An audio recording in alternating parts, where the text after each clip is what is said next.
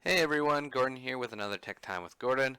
Today I'll be discussing Windows 11 and going over some details to get you better prepared. So let's begin. Windows 11 is the latest Microsoft Windows operating system that just came out October 4th, 2021. If you have a Windows 10 machine, you might be able to upgrade your system to Windows 11 now. However, make sure that you meet the proper requirements in order to do this. To explain better what an operating system is, basically it is a system that manages all our hardware and software on our computer. Without it, our computers would be useless. If you are familiar with Windows products, you might be surprised when it comes down to Windows 11, as it's being given a brand new look. I like to say it is similar to Apple-based products, or if you are familiar with Google Chromebooks, the design is quite familiar. For example, the taskbar icons are now centered, and you can see it on the screen here instead of on the left-hand side. There is a new startup button as well as menu system. Instead of the square or sharp corners for Windows, everything has been rounded. There's now more subtle transparencies and animations in regards to opening and closing programs. All the icons have been redesigned so that they're now clear and precise. And overall, all the old sounds of our Windows system has been updated, so there are new sounds. Windows has decided to forego the live tiles that we're familiar with Windows 10. They are now primarily focusing on the widget panel. What this allows you to do is you can search the web, read the trends and the news, check the weather, view photos, get sports updates, and all of this is done with a click of a button. In order to access the widget panel, all you have to do is click on the widget icon, which is located on the taskbar. This is the two rectangles, which you can see right here. Now, if you are using tablet mode, you can also gain access to this widget panel by swiping from the left-hand side, which is where the widget panel will be viewed. If you're a multitasker and like to have multiple windows up on your screen at the same time, Windows 11 makes this a lot simpler with snap layouts. Basically, this allows us to choose from a selection of Windows layouts, which allows us to populate them with different windows or programs of our choice. This can easily be done by selecting the window we're interested in and hovering over the maximize button.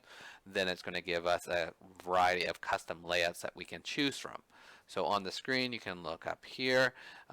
We have a few ways that we can maximize our screen usage and lay out all our different windows that we are using. To continue on with multitasking, another cool thing is multiple desktops that we can have, or virtual desktops. Windows 10 had this previously as well.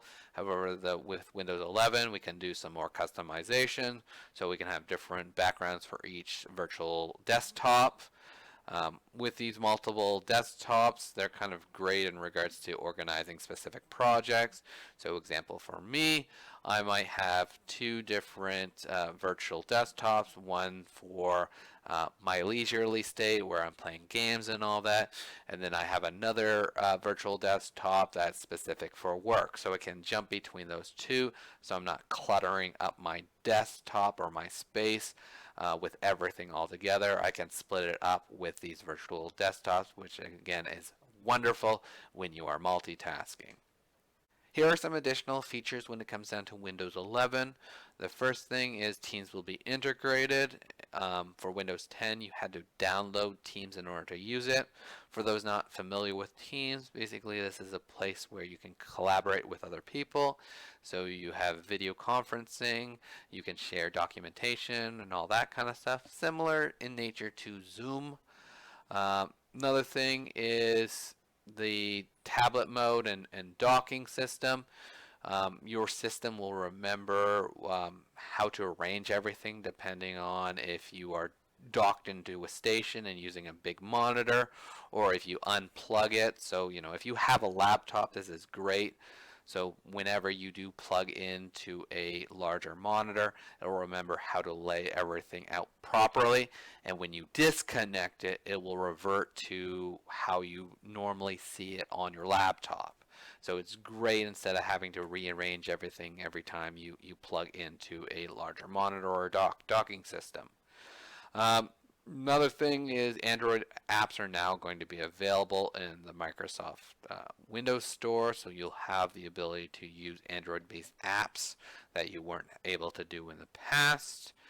Um, Now with this operating system, it's not a memory hog like Windows 10, so you can expect faster performance, so it will be a lot quicker.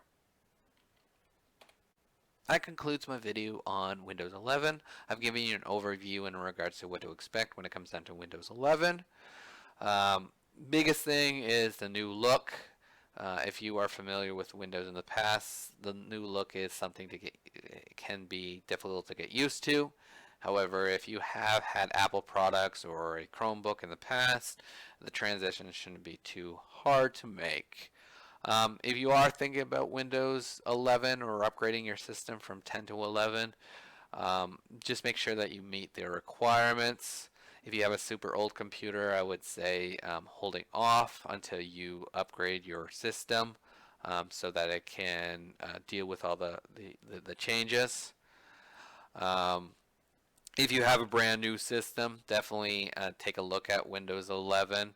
Right now, Windows is offering as a free upgrade for Windows 10 users, but just make sure that you meet the requirements, and there is a lot of information when it comes down to this on the web.